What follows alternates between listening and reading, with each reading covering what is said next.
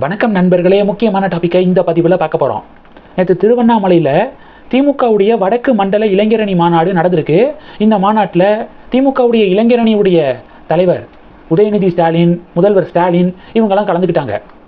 1,00,000க்கும் அதிகமானோர் இந்த மாநாடு அட்டன் பண்ணியிருக்காங்க அப்படின்னு திமுக சொல்கிறாங்க. இந்த மாநாட்டில் உதயநிதி ஸ்டாலின் அவர்கள் மறைமுகமாக டிவிகேவை அட்டாக் பண்ணுற மாதிரி தான் பேசியிருந்தார். என்ன சொல்லியிருந்தாருன்னா, 10 லட்சம் பேர் 15 லட்சம் பேர் அப்படின்னு கூடுறதுனால என்ன பிரயோஜனம்? கட்டுப்பாடு இல்லாத கூட்டம் எவ்வளோ கூடுனா அதனால பிரயோஜனம் கிடையாது. இப்போ 1 லட்சம் 1.5 லட்சம் பேர் கூடியிருக்காங்க, கட்டுப்பாடு இருக்கக்கூடிய ஒரு கூட்டம் இது அப்படின்னு சொல்லிட்டு உதயநிதி ஸ்டாலின் டிவிகேவை மறைமுகமாக விமர்சனம் பண்ணியிருக்காரு. இந்த மாநாடு முடிஞ்சதுக்கப்புறம் திமுகவினர் ஒட்டுமொத்தமாக என்ன பதிவு போட்டாங்கன்னா, ஒரு சேர் கூட உடையல பாருங்க, எவ்வளவு டிசிப்ளினான ஒரு மாநாடு பாருங்க அப்படின்னு சொல்லிட்டு எழுதிட்டு இருந்தாங்க. உடனே தாவேக்காரங்க என்ன சொல்கிறாங்கன்னா, எப்படி சேரெல்லாம் உடையும்?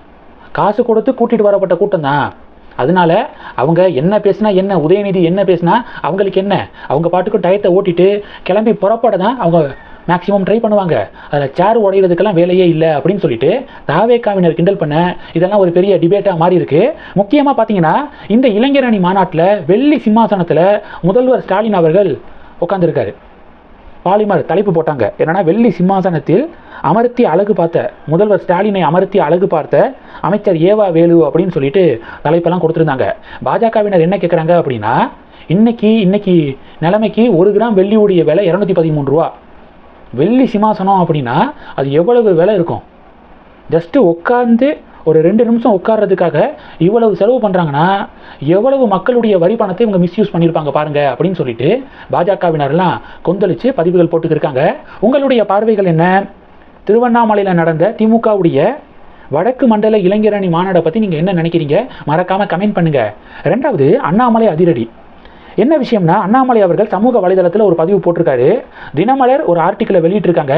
அதை சுட்டி காட்டி அண்ணாமலை என்ன சொல்லியிருக்காருன்னா, தமிழகத்தில் ஆதி திராவிடர் நலத்துறை சார்பாக 1331 ஆதி திராவிடர் மாணவர் விடுதிகள் இருக்குது. 1331, இதில் 1200 மட்டும்தான் செயல்பாட்டில் இருக்குது அப்படின்னும், 100க்கும் மேற்பட்ட ஆதி திராவிடர் மாணவர் விடுதிகள் மூடப்பட்டிருக்கு அப்படிங்கிற செய்தி ஒன்று கிடைச்சிருக்கு. 1331 அப்படின்னா 98,000 மாணவர்கள் அந்த விடுதியில் இருக்கிற மாதிரியான ஒரு ஃபெசிலிட்டி இருக்கணும். ஆனால் 65,000 மாணவர்கள் மட்டும்தான் விடுதியில் தங்கி இப்போ படிக்கிறாங்க. என்ன காரணம்னா, தமிழக அரசாங்கம் நடத்தக்கூடிய இந்த விடுதியில் தங்கி படிக்க மாணவர்களுக்கு இன்ட்ரெஸ்ட் போயிடுச்சு. காரணம், அவ்வளவு புவர் மேனேஜ்மெண்ட்டு, குவாலிட்டி ரொம்ப ஒஸ்ட்டாக இருக்கிறதுனால இந்த மாணவர் விடுதியில் தங்கி படிக்க மாணவர்கள் விரும்புறதில்ல. அதனால தான் 98,000 பேர் படிக்க வேண்டிய இடத்துல, தங்க வேண்டிய இடத்துல 65,000 பேர் மட்டும்தான் தங்குறாங்கன்னா அதுக்கு என்ன காரணம்? இந்த புவர் குவாலிட்டி தான் காரணம். உணவுப் பொருட்கள்லாம் ரொம்ப மோசமான குவாலிட்டியில் இருக்குது, அங்கே தங்கி இருக்கக்கூடிய மாணவர்களுக்கு கொடுக்கக்கூடிய உணவுப் பொருட்கள்லாம் ரொம்ப மோசமாக இருக்குது அப்படின்னு அண்ணாமலை பதிவு போட்டிருக்காரு. சமூக நீதி விடுதிகள் அப்படின்னு சொல்லிட்டு முதல்வர் ஸ்டாலின் அவர்கள் இதற்கு பேர் மாற்றம் செஞ்சார். பேர் மாற்றினா மட்டும் போதுமா? எப்போதும் போல் விளம்பர அரசியலை மட்டும்தான் திமுக பண்ணுதே தவிர ஒரு ப்ராப்பரான சொல்யூஷனை எந்த இஷ்யூவுக்கும் கொடுக்க முயற்சி பண்ண மாட்டேது அப்படின்னு அண்ணாமலை அறிக்கை இன்னைக்கு தமிழகத்தில் பேசு பொருளாக மாறி இருக்கு. இது 2. 3வது டாபிக் என்ன பார்க்க போகிறோன்னா, ஸ்குவாஷ் கேம் கேள்விப்பட்டிருப்பீங்க. நம்ம இந்திய ஸ்குவாஷ் வீரர் வீராங்கனைகள் வேர்ல்டு கப் டைட்டிலை ஜெயிச்சிருக்காங்க. 2025 world cup squash world cup டைட்டிலை நம்ம இந்தியா ஜெயிச்சிருக்காங்க. ஸோ அந்த புகைப்படம் வெளியே வந்திருக்கு.